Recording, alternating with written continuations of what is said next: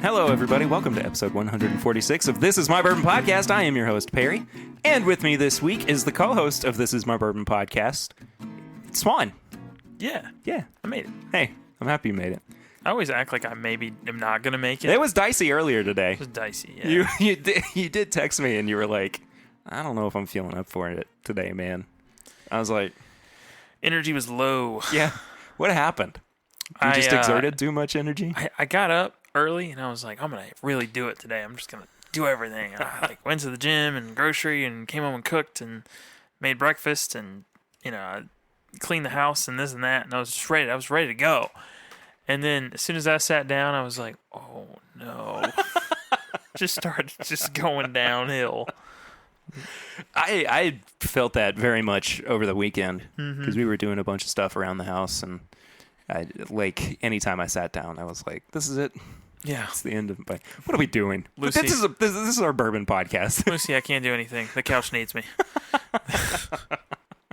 You may be pregnant with like a week and a half to go until the due date. But the couch needs me. But the couch is calling my name. No, I'm sorry, Lucy. I can't come to you. I know you're also calling my name, but... I'm not going over there unless the couch can come. Yeah, anyway. Welcome to the podcast for anybody who's a listener for the first time. Thanks for making it into the first 2 minutes. We don't normally go all this off the rails, but I got to check in with Swan. Yeah. Right? Yeah. But if you are a first-time listener, thank you so much for being here. If you have not yet already, please subscribe and leave us a rating and review, share with your friends, yada, yada, yada, all that good stuff. The stuff we normally tell people to do at the top of these episodes. Yeah. Right? Mm-hmm. Right. Right. Cool. Let's do Flying Blind. Oh, yeah. We're doing this one? Mm-hmm.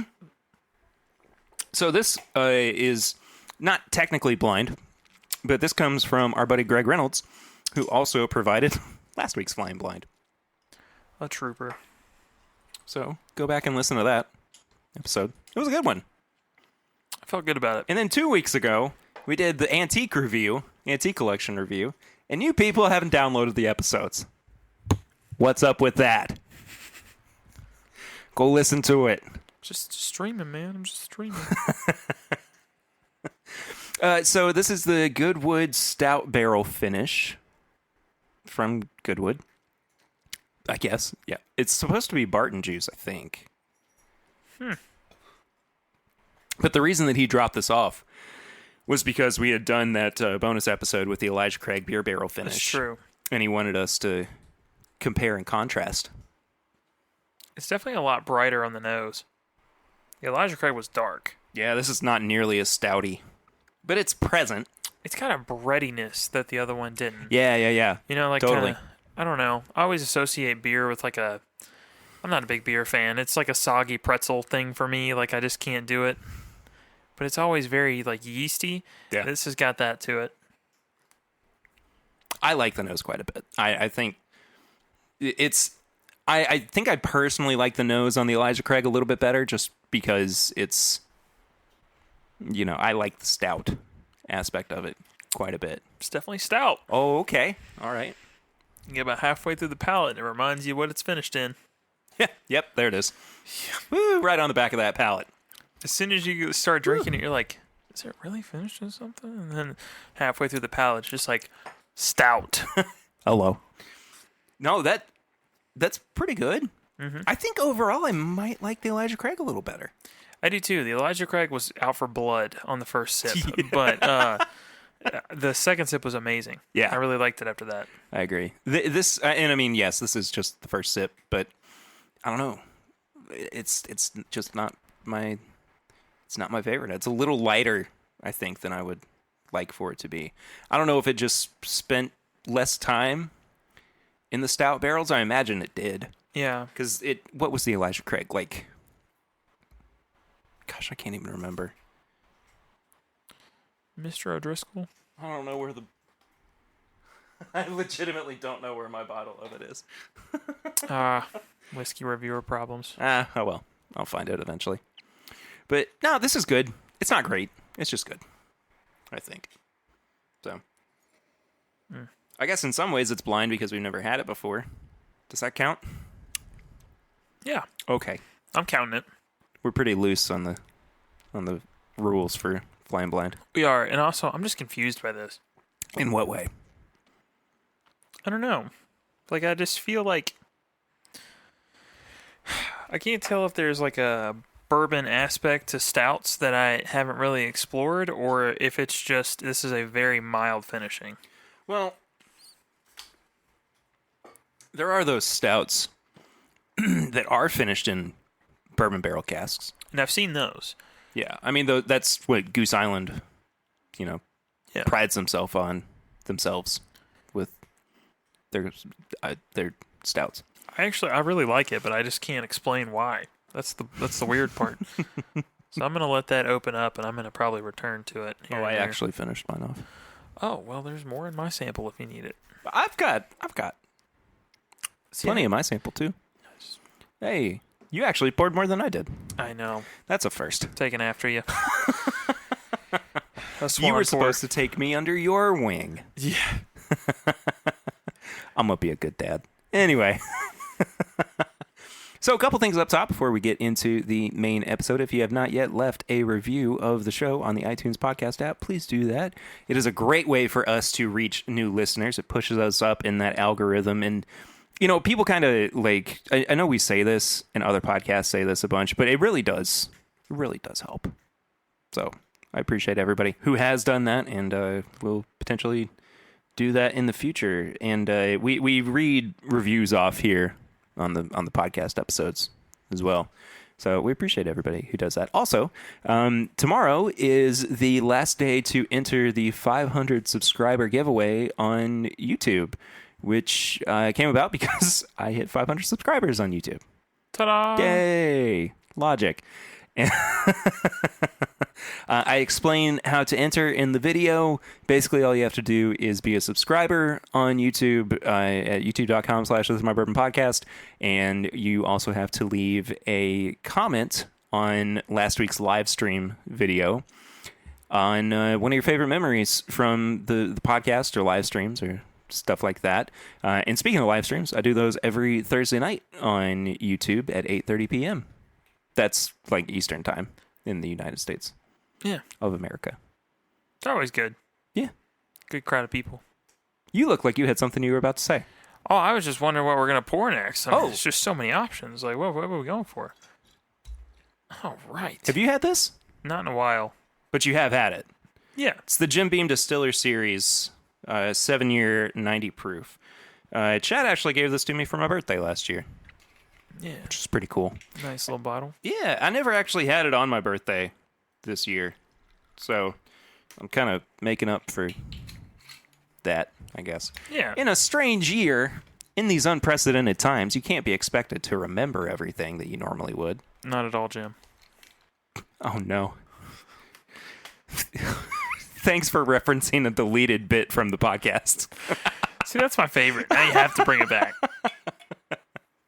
Maybe that'll be a weird little bonus episode that comes out the Friday of this week. It's just the pre-chats before we get into the main episode. I don't know. Goodness gracious. Let's talk about some news, Swan.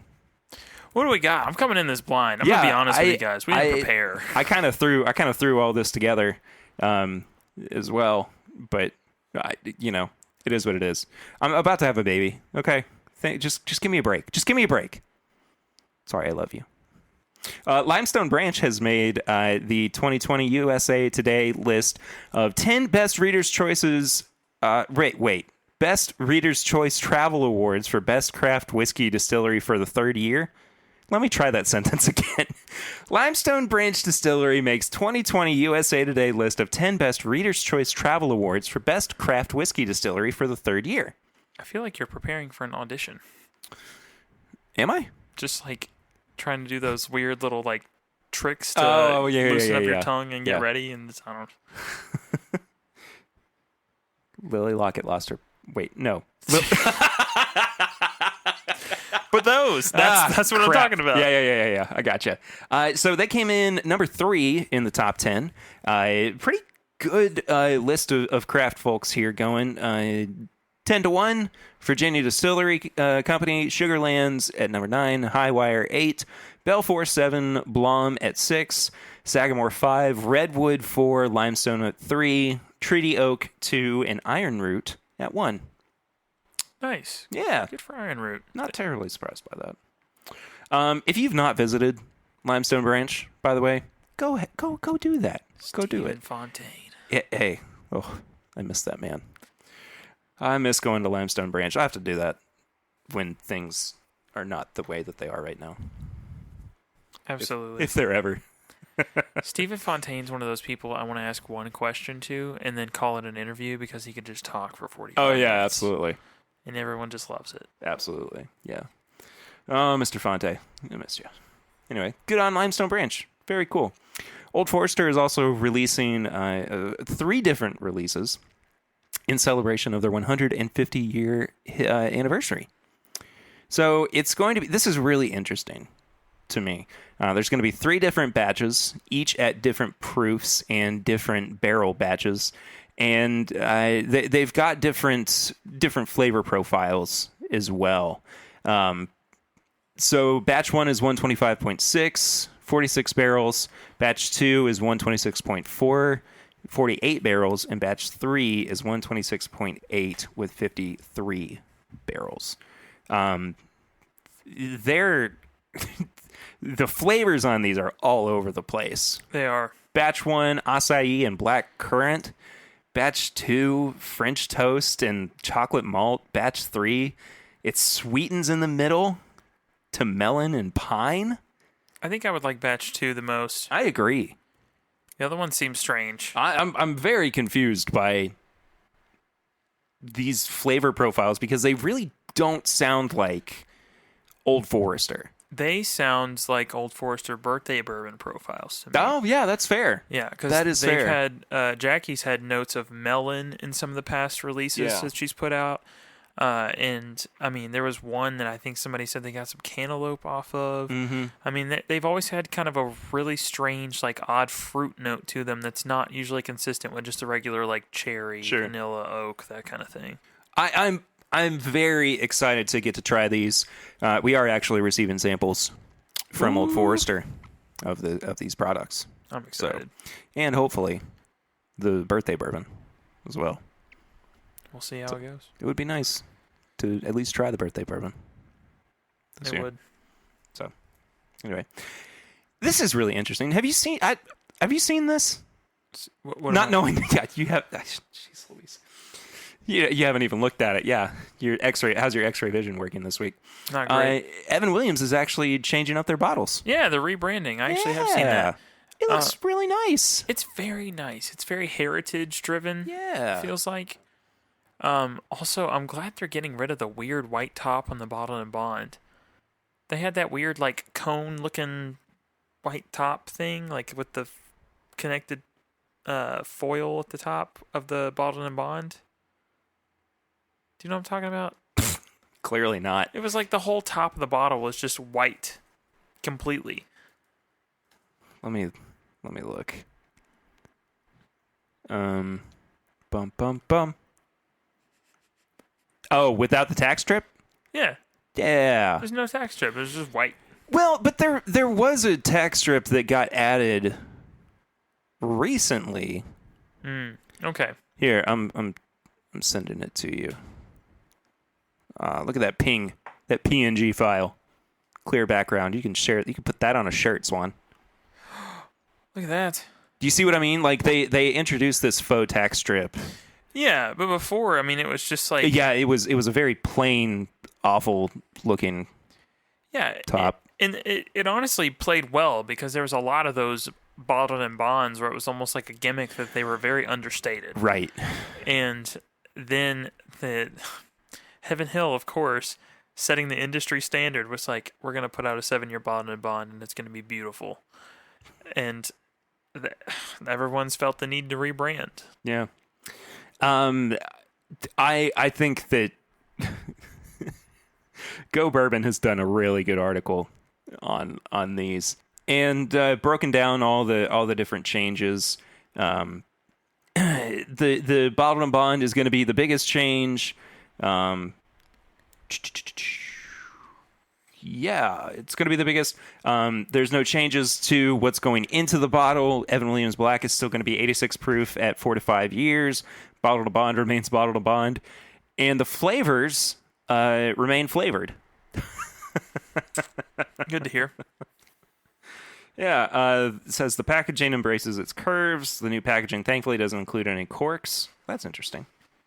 They say that it's the best news that they don't have corks because of all the cracked and swollen ones that they've had. Oh, okay. So they're just getting ahead of... Well, this is Go Bourbon, or excuse me, the Bourbon Review is the one that is actually saying that it's best that they have the screw tops. Yeah, some part of me wishes that turkey had always had screw tops. Yeah. Yeah, that's fair. Mm-hmm. But I do like the cork with it. It feels substantial with the cork. It does. But it's also heartbreaking when you get a turkey that's older than 10 years old, and every time you've got to do open heart surgery to get that cork off. I think I had no, maybe this did really happen. I think I might have broken an Elijah Craig cork. You did. You got that one that was back rear age stated. No. Like a different one. Oh. Like more recently, within the past week or so. I might have dreamt that. I don't know. But Evan Williams single barrel won't change. So that's the end of that. Yeah, it's kind of their weird little standalone product. It's the only one in that bottle. Yeah. The toasted barrel finish rye from Michter's is out and about in the world. It's bottled at barrel strength, 109.2 proof on average. And I wanted to pick a bottle of this up. I saw one of our local stores post about it, and I just never got the chance to make it over there. So maybe Michter's will send us some samples. Maybe. Be cool. Be a lot cooler if you did. MSRP $85. Not bad. No. Not a bad price point for that at all. A few releases for this week coming from Whiskey Advocate. The new Boss Hog Magellan's Atlantic. This is the 7th edition of WhistlePig's Boss Hog. 17 years old. Anywhere from let's do the math here right quick. It's going to be anywhere from 105.2 to 107.8 proof. $500 a bottle. No. It's insane. It's insane. 17 years old, Canadian rye, aged in new charred oak, then underwent a 3-week finish in virgin toasted Spanish oak casks, then spent just 3 days in toasted Brazilian teak casks. Most of that sentence I didn't understand, but that's a lot of money for a bottle, man. It is. I'm not going to say it's not worth it because one, I'm never going to have it. And two, that is a lot of extra finishing that I don't think I've seen on really anything else. 3 weeks and then 3 days. Mm-hmm. How much is that really going to affect the product? I have no idea. I doesn't it feel like a waste too? Like you essentially can't use unless they had a designated lifespan after being used for 3 weeks or 3 days.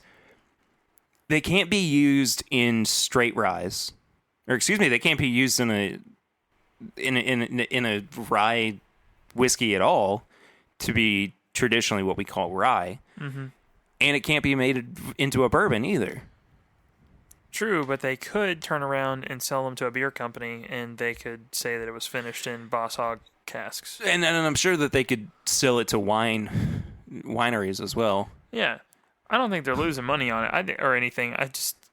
That's so much work for 3 days. And also, how do you do you taste it hourly at that point? What's the point? Yeah. So it's a lot of work. I couldn't tell you one way or another why they decided to do that, but whatever. I mean, I bet it's good. I hope it's good at $500 a freaking bottle, man. Mm-hmm. Hey. Is the cork cool? I always love the cork. Oh, it's beautiful. Yeah. It's beautiful, as it always is. By the way, and this is coming from Whiskey Advocate, the whiskey's name refers to the famous circumnavigation of the globe begun by Ferdinand Magellan in 1519. The explorer and his crew set off from Spain and made their first landfall in the New World in Brazil.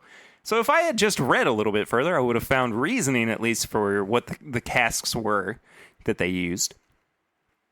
But even still, why? It's a lot of work. It's a lot of work. And we only have a couple of TTB labels to talk about. But interestingly enough, one of them's something that we've kind of already seen before. This is an Ezra Brooks cast strength single barrel. Correct me if I'm wrong, but don't we already have that? Well, they were doing that Distiller Select. That was just like the Rebel? Yeah, the Rebel. So it's got the same packaging. So is this a different product? Yeah, it might be. I know that the picks were like right at 115, so they may have watered those down just a little bit. This is at 120. I don't know. It might be barrel proof instead of watered down slightly. I mean, yeah, it says it's slightly different. Yeah. It's got more gold on it. We do like gold. Gold is bold. Special and limited mold. edition. Yeah, I don't know. I mean, it's maybe the Distiller Select was just kind of a 2020 only thing, and maybe they're trying to move into this cast strength packaging for 2021. I'm all right with it. Yeah. I didn't actually see any of the Ezra Brooks. Liquor Barn's had some. Yeah, I just haven't been able to find it. Fair enough. Fair enough. And then last but not least.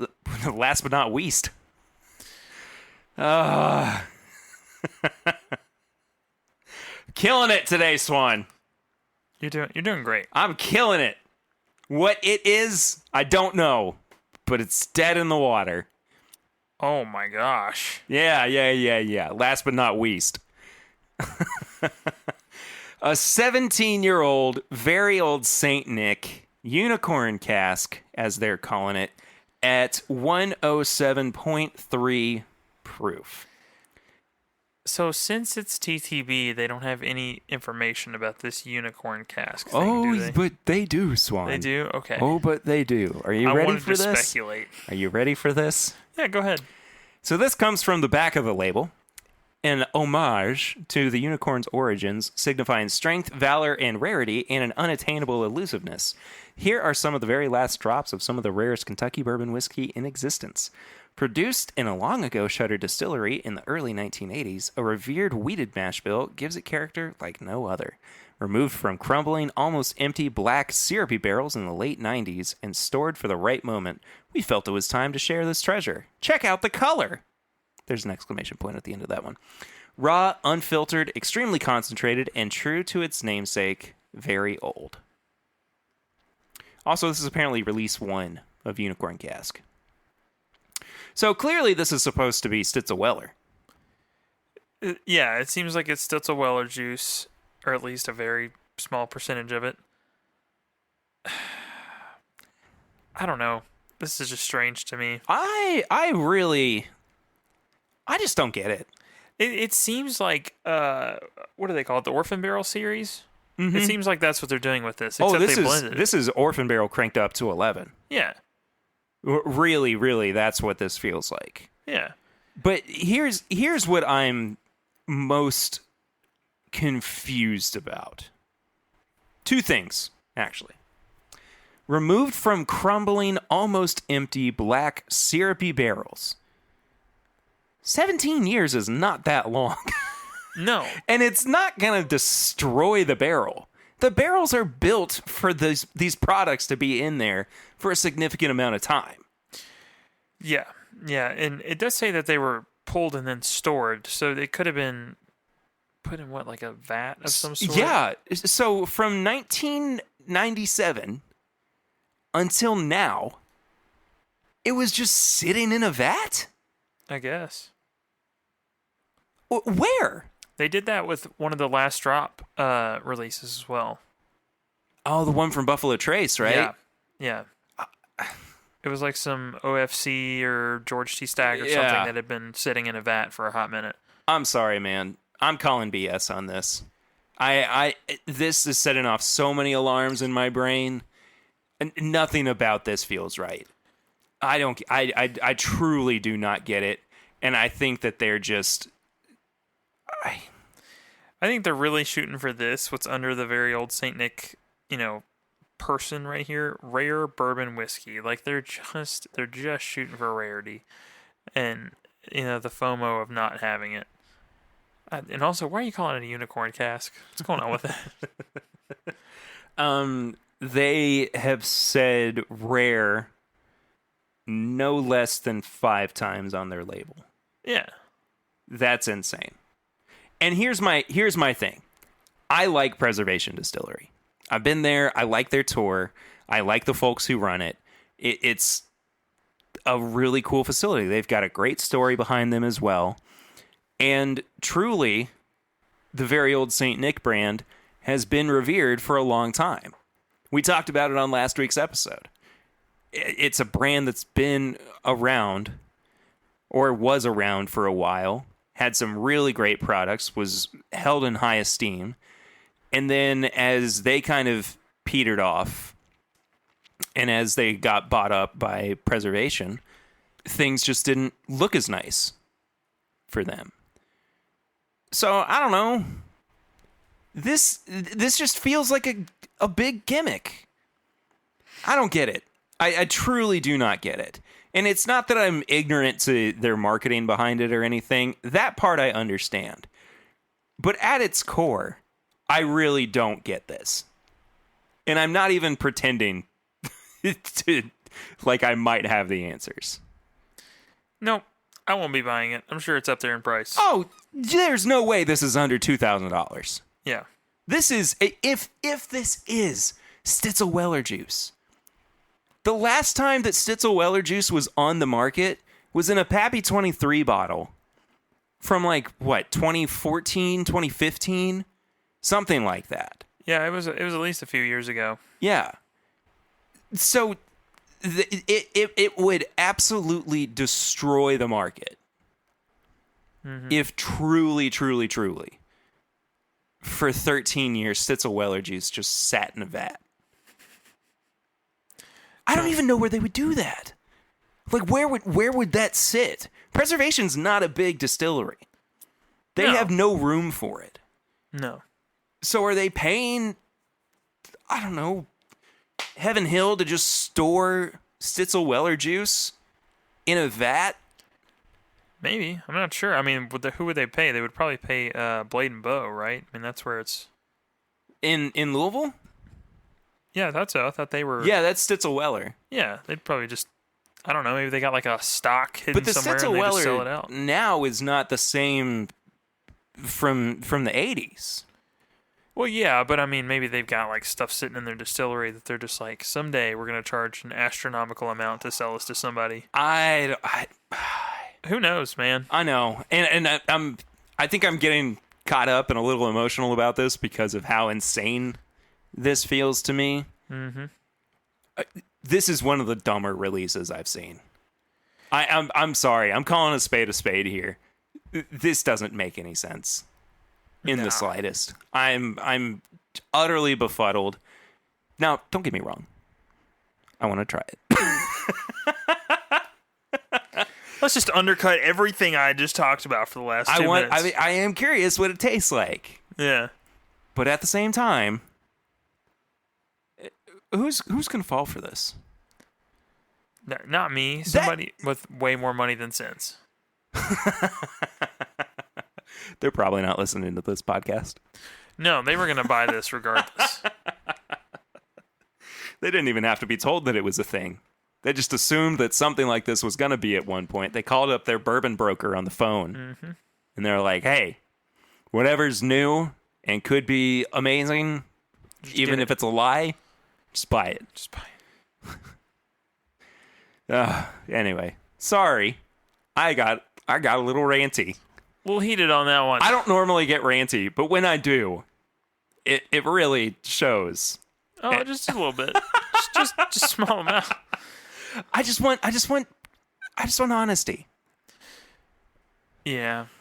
It'd be nice. You're not going to get it, though. I need a nap now. You need a nap. I feel like I just left the principal's office. Or more bourbon. I wasn't mad at you.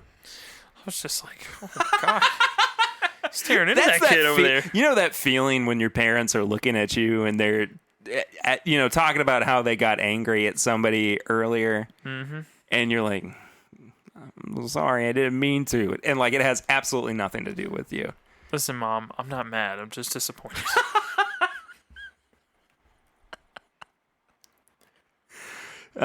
Terrific. Let's finish up this Jim Beam so we can do a review, shall we? Already did. I've been sipping on the Goodwood. How's it changed? Not at all. Not opened up at all. It's completely the same.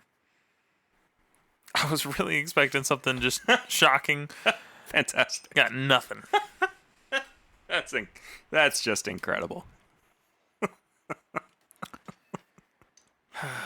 Oh, me, oh my. Well, let's review this Maker's Mark SE4PR5. Yeah. Which I think was the code that you used to screw up all the Scantron sheets. Yeah. So that everybody got 100%. My favorite thing about this is usually before a podcast, you've kind of sipped on whatever we're going to review just a little bit. Yeah. And this time, I'm that person. You get to be Swan's position where it's just like going in blind. It's not had it at all. Flying blind, as they say. Mm-hmm. As we say. So I'm just going to be sitting back, just watching you, Perry. Okay. Now, full disclosure, the sample came from Chad and Sarah from its bourbon night. It did. I had to look at your shirt for a second to remember exactly what the name of the show was. Yeah, I'm wearing that today. I'm going to be honest. I'm one of those people that just grabs the shirt on the top of the pile. Yeah, I'm in the same boat. Just roll on with life. Yeah. Third day in a row I've worn this Dead and Company shirt. You betcha. Yeah, it was on top of the pile. On top of the pile. On top of the pile. I've been singing a lot recently. You should. Ooh. No faces are being made yet. There's nothing that's really jumping out at me. Hold on. All right. Hold on. He's sniffing his elbow. He's dabbing, folks. I don't think I've ever dabbed. I mean, you just sniff your elbow. That's the whole... But there's like a specific... I'm not doing this. Anyway.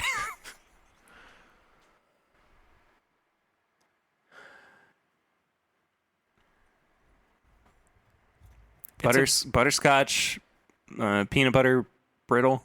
Peanut brittle? Peanut butter brittle. Yeah, see, I got butterscotch, but it's a very traditional, like... You ever had a fall candle? Yeah. Like, it's just nondescript fall. Yeah. It's, yeah. It's funny, like, as you say that, there are these kind of undertones of foliage. But really, though, I mean, I am picking up on some greener notes throughout there. Yeah. I will say the nose did not impress me a ton. The palate, however, when you get into that... That don't impress me much. Speaking of Shania Twain. Was that on the pregame chats? Is that what that came from? Okay. Just callbacks. Pregame chats, patreon.com/mybourbonpodcast. Oh, there's actually, like, I'm kind of getting some spicier, peppier. This bourbon's got a lot of peppery notes too. This is going to be one where you revisit the nose after the palate. He's making faces. He looks confused. He definitely got a good chew on this one. Woo! Oh yeah. Woo! Oh yeah.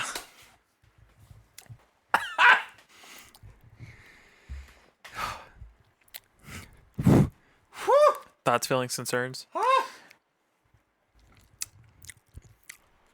That finish is weird. Mm-hmm. Wow. It was really, really steady. and then it hit the finish, and it was like a big ball of like TV fuzz. You know what I mean? Like that noise. Yeah. Like that's what it felt like Channel on the 3, yeah. Channel 3 before you actually plug in your Super Nintendo. Wow, that is different. That is I don't think I could have told you that this was Maker's Mark. Oh, I can't. I actually really like it. I do too. It's like very nondescript fall on the nose, and then the palate is just very like nutmeg, Yeah. baked goods, just real light and happy. And I don't know, it just feels like one where you're wearing a flannel shirt and you're sitting on your porch. And Oh, it's almost flannel season. it is. It is. Oh, thank goodness. You live for it, I know, Perry. It's my favorite. And then the finish is just like, oh, by the way, it's also 50 degrees outside. Let me warm your entire body. That finish is so intense. Yeah. It really is. I am starting to pick up some tea notes on the nose as well after having had the first sip. Yeah. It's different. This compared to the RC6 is difficult, though, for me because they are vastly different bourbons. Jeez Louise. Do you want to try the RC6 side by side? You got it? Somewhere. Give me a second. I know I have it. I mean, I have a sample of it. Vamp, Swan. Vamp. What do I talk about? You drink bourbon. It just froze. I'm sorry. That's amazing. Snuffy, you got this. Dang boxes. I'm okay. On top of Old Smoky. Okay, I'm sorry. I was wrong. I can't find it. No RC6 was found. Now I feel bad. It's all good. This is great, though. It is very good. I've had the RC6 recently. It's much fruitier. It's very much like a apple, kind of cherry, very like fruit medley kind of thing going on. And it's got a little spice on the back end. This, however, though, it's like very fall heavy. It's a lot of like baked goods, nutmegs in there. It's got a little bit of a foliage like tea thing, which I'm usually not a big fan of, but with this one it works. It's nice. It's really nice. I like this a lot. It's so different. It's so not what I was expecting at all. I think that's what they're going for with this series, though. Potentially. Yeah. Yeah, I think the RC6 is definitely evident of that. This is a step away from the main maker's profile for sure. It is. So, my only complaint is the name. yeah, I wish they had some kind of naming convention. It's so hard to just get out of your mouth. Honestly, you could just put 2020. You could just put the year. You could just put 2020 Maker's Mark LE. Yeah. But SE4PR5 is just, it's too much, man. Yeah. It sounds like somebody that came up with a droid. But went a little too far. Yeah. They went like real deep cut, I don't know. You want to review this? Absolutely. Cool. So we normally review bourbons on the show, and I guess ryes as well, on the scale of nose, palate, finish, and price. Each category is out of 5, and then we score it on up, tally it on up for a final score of something out of 20. Oh, I'm killing it. The energy's up this evening for you. It is wild. So, Swan, what would you give it on the nose? The nose? I'm going to give the nose a 3.5. I was in the same boat. Yeah, it's kind of lacking. It's got so much to offer on the palate that it doesn't show up on the nose. I think I'm actually going to give it a 3. 3? Yeah. While the nose is enjoyable, it's just, you're right. It doesn't connect with what's going on the palate. The palate is a huge flavor bomb, though. I'm going to give that a 4. Oh man, I can't believe how good this tastes. It's got a little bit of a bitterness, but not in a bad way, too. You know what I mean? Yeah. Like, it's just enough to kind of coalesce well with the rest of the flavors on the on this palette. You'll get it out eventually. I believe in you. I believe in you. We'll see. I think my biggest complaint with this is just there's not a bunch of cohesiveness between nose, palette, or finish. They are all very different Not things. at man. all. Not at all. Yeah. A palette, I'm actually going to give a 4. That's what I gave. Yeah. No, that's what I gave. I gave the palette a 4. Yeah, I'm going to give it a 4 too, though. Oh, okay. Yeah. Oh. The only reason this is a surprise for me is because usually T notes are off-putting. Yeah. They are ones where I'm like, Perry's at a 4, and I'm sitting down at a 2 going, I don't even know if it needs that, man. Like, I actually like it. Yeah. I like it a lot. And I think a lot of it is it's got that fall feeling, and there is that, like, very heavy baking kind of sense to it. And I love that because I spend all year thinking, I'll go to the gym 5 days a week. I'll not eat the pizza that I want. I want the pizza, but I'm not going to eat it. And then as soon as it's like Thanksgiving, Christmas, I'm like, I'm getting a full plate, and then I'm getting a full plate of dessert. And then I'm getting a second full plate of dessert, and then I'm taking desserts home with me. I have such a bad sweet tooth. It is ridiculous. I'm the opposite. I just want all the main course foods. I eat turkey and mashed potatoes at Thanksgiving, so the person that cooks food doesn't feel bad, and then I eat an entire thing of bourbon balls while no one's looking. Yeah, I'll eat all the food on the counter and then skip dessert. I do like stuffing, though. I'll have a lot of stuffing. Yeah, so palate's a 4 for both of us. I am going to give the finish a 4.5. Ooh. Okay, you're going higher than I am. I love that initial burst of flavor on the finish. Sounds like an oxymoron, but it just where it just explodes as soon as it hits the finish.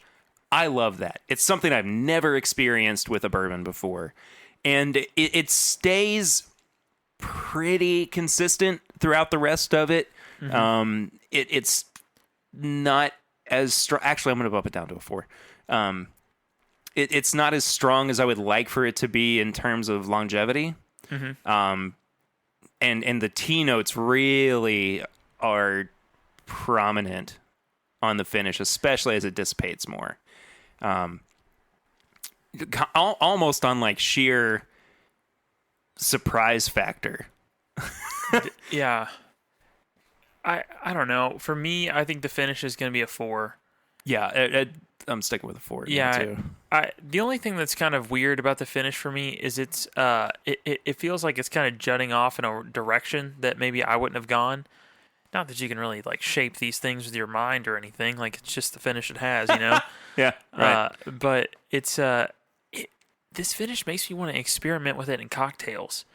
But like for sure. Specifically, like a smoked old fashioned. Yeah. Because I've seen a lot of those like smoking videos. Yeah. They look cool. And on top of it, this is a cigar bourbon to 100%. me. Yeah. So, I mean, Amen. I could see you just layering in cigar after cigar with this thing. Yeah. And I don't even like cigars, but I can kind of, I've picked up on when Perry's like, this is a cigar bourbon. And I'm just like, all right, cool. Got it. This is it. Yeah. It's got just enough sweetness to kind of counterbalance with the smokiness of a cigar. Yeah. That's what cigars do. That's what cigars do. It's on its resume. I've seen it. Wow. Good stuff. But yes, it seems like it would pair really well and kind of offset some of the smokiness. Yeah. So honestly, I'm not sure whether or not I would reach for this over like the 46 cast strength. I would 100%. I know you would. Yeah. I still like the 46 cast strength quite a bit. Actually, I want to try some next to this as well.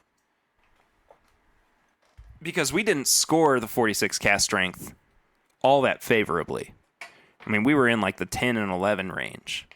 Whereas this is probably going to be in like the 14, 15 for us, right? Mm-hmm.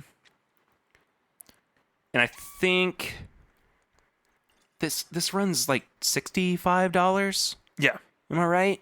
That's a great price for a limited release. 4? I'm gonna do 4.5. I can understand that. I'm sticking with the 4. I don't know Yeah. if you want to try this side by side. Or... No, I'm good. So. See, I don't know. This is quickly becoming one of my favorite yearly LEs. Is the Maker's releases, and I never thought I'd say that. They honestly don't even smell like the same bourbon. No, And I mean, they're by all means not. they're not. But the thing that's interesting about it is they both had a relatively similar finishing process. It's just one is one particular stave and one is the other.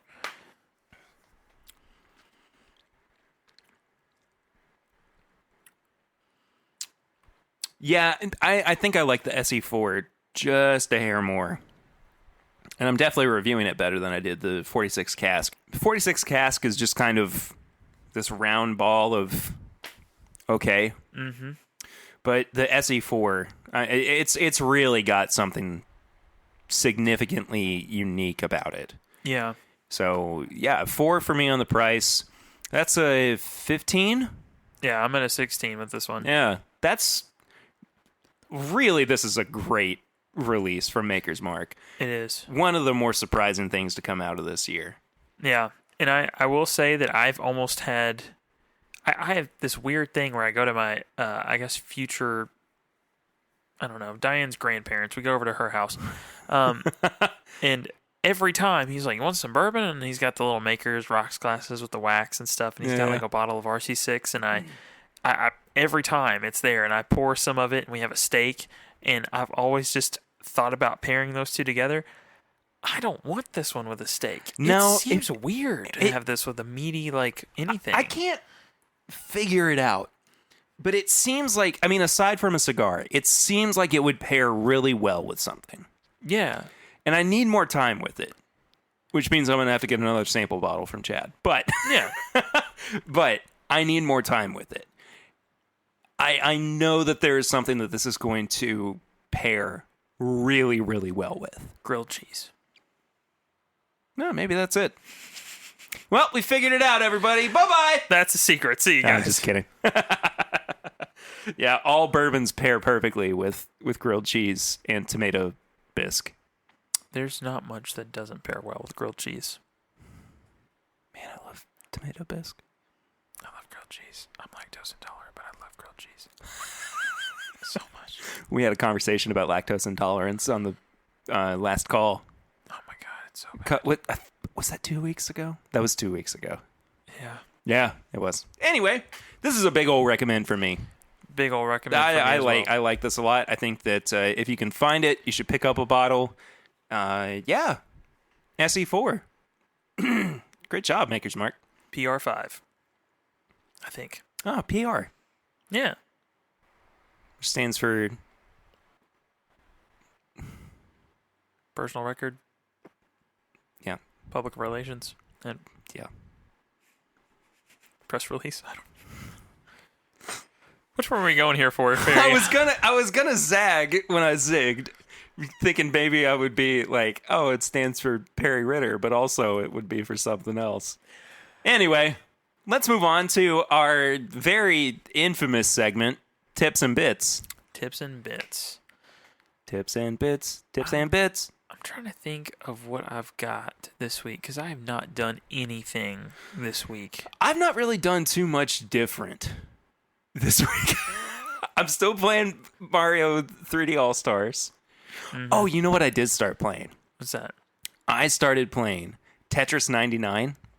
Oh, yeah. Do you know about this game? I've heard of it. It's bonkers and infuriating, and I love it. So basically what you're doing is you're battling 98 other players in Tetris. And I've not gotten any better than like 20 out of 99 since I've started playing. But it's intense. I mean, like, the premise of it is that if you clear a line, you're throwing trash or garbage, whatever they call it, at one of the other players on the board. Yeah. And so if they don't clear enough lines in time, then a certain amount of lines get added to their board. And then, of course, the higher they get, the closer they, get to losing. So you're basically playing Tetris competitively. It sounds bizarre. It's so addicting. I have to go, all right, that really was the last one. You really are not doing one more. Oh, no. I don't need another game like that in my life. It's brutal, dude. Yeah, that's when you find yourself at 2 a.m. going, all right, just one more. 4 a.m. And then finally like, oh, I guess I'll fall asleep now. Got work in 3 hours. I haven't done that with a video game in a long time. It's so good when you find him, though. Yeah. It's so good. Yeah. I feel like the last one you did that with was Animal Crossing. I need to go back to my town. Are they okay? I hope so. Last time I was there, one of my favorite villagers moved out. Oh, out of spite. I haven't found a replacement for him. So there's just this empty lot. Mr. Nook's going to be so mad. On Ritzville. Have I ever told you how much I regret naming my island Ritzville? No. You know what it could have been called? What's that? Ritzburg. What a regret. What a regret indeed. You can't change it after you've started. What? What did I do? It's like that is the biggest regret you have from 2020. I've had a few regrets. It's just that's the one that eats me up inside. I haven't had time to do anything else that I might regret. That's fair. There's nothing else. What am I going to do? I can't go out to bars. You know? Yeah. I can't, like, go to buddies' houses a bunch and drink. Like, there's nothing that I could regret that I've done in 2020. 2020 is just this big void of experiences. I was listening to some podcast the other day, and they said 2020 just shouldn't count. Like, nobody should age in 2020. We should all get a pass, and if you turn 30 this year, you actually turn 30 next year. I like that. I'm good with that. It's like an actual leap year. Yeah. Like, it's not a leap day, it's a leap year. Yeah. Was this a leap year? Yeah. Jeez Louise. Think so. 2020 really has it all. I can't name any of it. Anyway. Was that tips and bits? I honestly don't know. That was for you. I've not said anything. This is the... Oh, yeah, that's right. What do you have to tip or bit? Literally nothing. I've done nothing all week. I replaced my air filter today and then found out my AC unit was leaking. It's been great. Hey, I tried it in a Norland this week. You did? I did. What am I doing? I keep watching Criminal Minds. Like, I hate watching that show. Stop watching Criminal Minds. All right, everybody tweet at Swan. It's at Shaun of the Dead. Is it Shaun of the Dead? I think so, but it's not the. It's DA. Oh, Shaun of the Dead. Yeah. Wait, is it 01? I think it's just one. Oh, okay. But no, I just been. I don't know. Sean spelled like bean. Yeah, I've just been hate watching it. I'm like 18 episodes in. I just keep going to like 40 minutes apiece. I would absolutely just want to throw my head through a wall. Yeah, I'm just like, the human psyche's wild. And then I'm just like, I'm not going to watch another one. And then it auto plays, and I'm like, you got me, Netflix. Just keep going, man. I will say, I've actually got one bourbon related. I think everyone, if you have a Total Wine in your area, should pick up this Black Ridge Port Finished. I like the Black Ridge Port Finished a lot, and apparently I like going through puberty a second time as my voice cracks. Yeah, it's just so weird, man. It's like, it's not the best bottle I've ever had, but it's like, though. It's so different. I mean, it's Barton juice, and it's finished in port, so it's pretty much the port finish, just not aged as long. Back to what I was saying about having tried it in a Norland. Yeah. I actually have been revisiting the Norland over the past few days.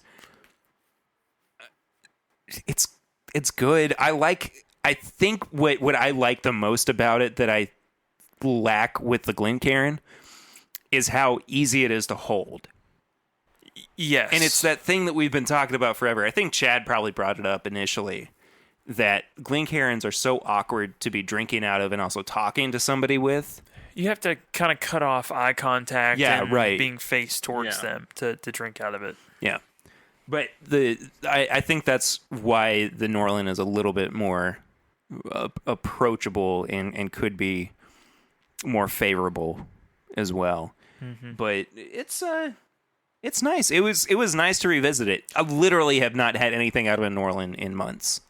I mean, it's been at least 6 or 7 months. Have you seen where they're doing chocolate Glencairns? Yes! Somebody posted about that. I don't know if that was in our group chat or in the Facebook group. I want to have an episode where we drink out of them. Are they hollow? I don't know. I have no idea. What if they're not? It's just solid Glencairn that we then have to chisel the inside out of. I'll do it for content. I work next to a walk-in freezer. I will stand in there and chisel it out until we have 2 chocolate Glencairns. This has been one of the weirder episodes. Maybe if this is your first time listening, go back and listen to another one. Yeah, like the Antique Collection one. That was fun. Yeah, go download that episode if you haven't done so already. Yeah. Anyway. Does that do it for this week? I think it probably should. It needs to. It just needs to stop.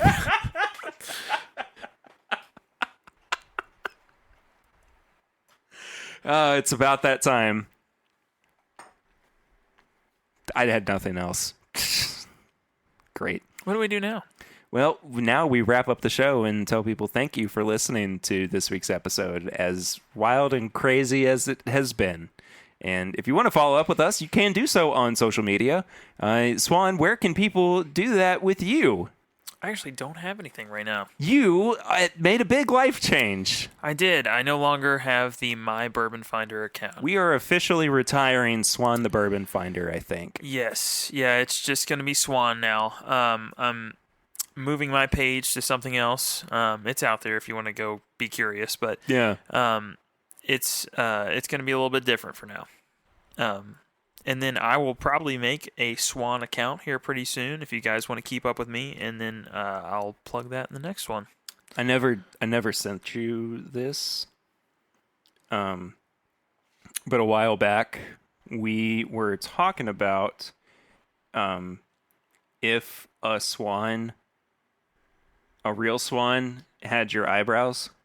Oh, it's terrifying. Somebody showed me a picture of one. I just sent one to you. Oh my god. That's Photoshop for you. Oh no. Yeah, it's real bad. It's so bad. Uh-huh.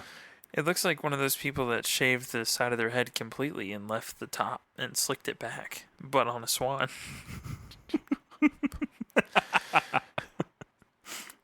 I was initially going to say you should use that as your profile picture, but don't use that as your profile picture. I'm going to now. Out of spite. Nah, I'll make a logo for you.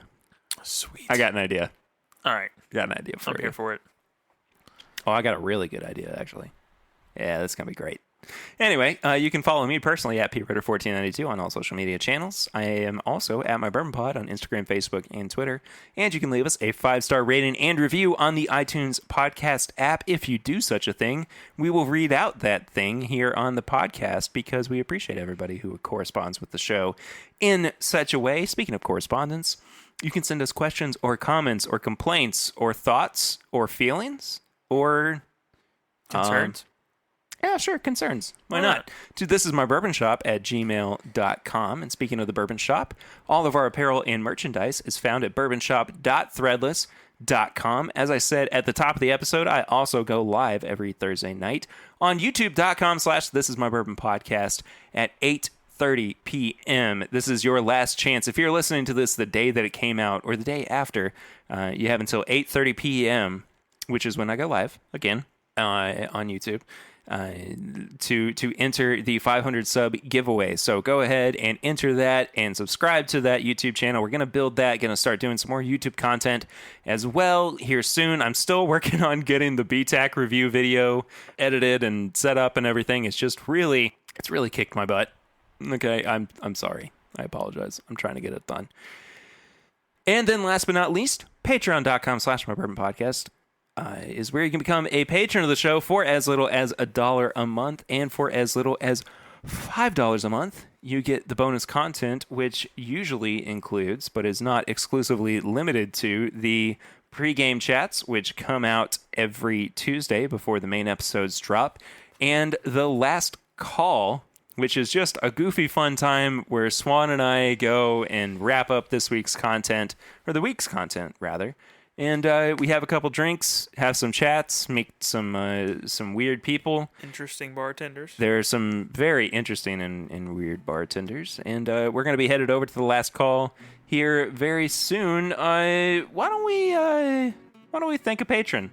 We haven't done this in a couple of weeks. Yeah, who we got? How about we thank Monica Willits this week? She's the best. She has been a supporter of the show since October of 2018. So just about 2 years, and we really appreciate Monica helping us out. And Swan was saying that he missed Monica. I do, man. She shared a really good Knob Creek pick with us last time we saw her. She brought one in her purse, and we had a table full of people, and she just poured everyone a little bit of it, and she got to the end. She's like, it's gone. I don't know what happened. I'm just like... I know what happened. We all know what happens. I'm tasting what happened right now, Monica. She's great. She is indeed. And I think that does it for this week's episode. Thank you all so much for listening, especially if you have made it this far after this crazy, funny, weird, bizarre week of this My Bourbon Podcast. Next week, honestly, I have no idea. We're at the point where we will either have a regular episode next week, or it could be the beginning of the banked ones. Yeah. So I truly do not know what's going to happen over the next week. So we will find out together. That is for sure. We'll see you next week one way or another. But until then, I'm Perry. And I'm Swan. And this is My Bourbon Podcast.